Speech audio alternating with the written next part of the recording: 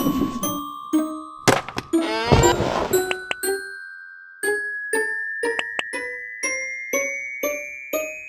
hello! Welcome back to my channel. My name's Kelly and you're watching The Global Bookworm. This is my January wrap-up and February TBR, which will hopefully not be too long because I've already filmed 3-in-1 reviews for all the books from last month, which I will link down below, and where you can find more in-depth impressions of all the books from January, should you so desire, because this video is just about breezing on through them with number 1 from 2015, first book of 2015, The Maze Runner by James Dashner.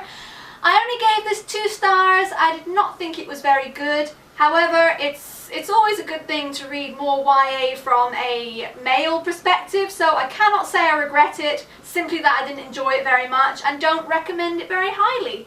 What can I say? The next book I read in 2015, and in January, consequently, was The Darkest Minds by Alexandra Bracken. This was a 5-star book, so good. I'm already reading Never Fade, and Never Fade's quite a lot slower, I'm finding, but who cares?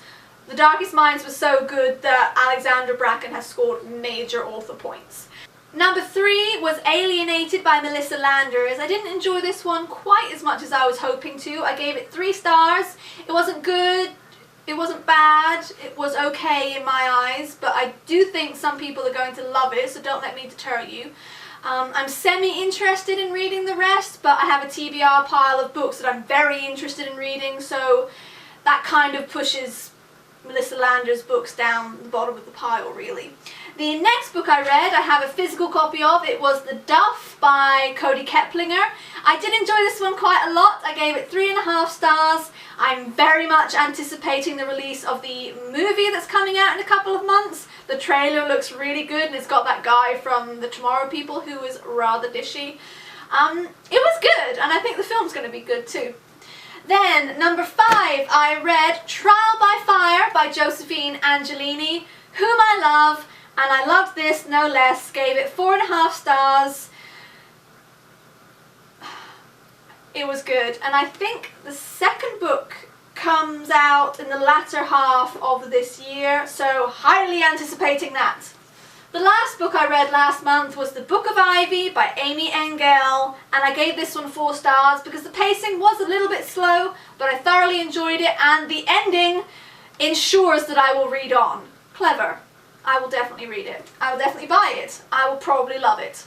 Those are all the books I read in January, and what I'm hoping to read in February are, under all those, Me, Earl and the Dying Girl. I was meant to read this in January but didn't get round to it. It's about a boy who is kind of forced by his mother to befriend a girl who is terminally ill, and it's very comedic despite the circumstances.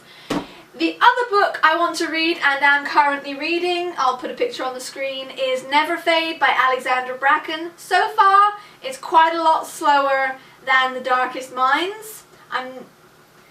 I'm not enjoying it as much, but that could all change with the reappearance of certain characters. Should they reappear, I bloody well hope they do.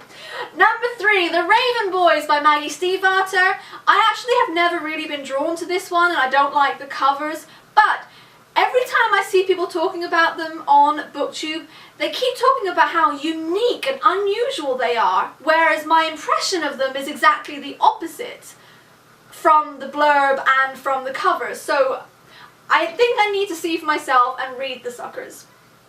Number 4, Under the Never Sky by Veronica Rossi. Ginger Reads Laney describes this as crack cocaine. I'm in the mood for something addictive. Starting a new series. God knows I still have plenty to finish though, so why am I doing that to myself? I'm going to read it. You know what it's about better than I do. Number 5, 1,000 Pieces of You by Claudia Gray.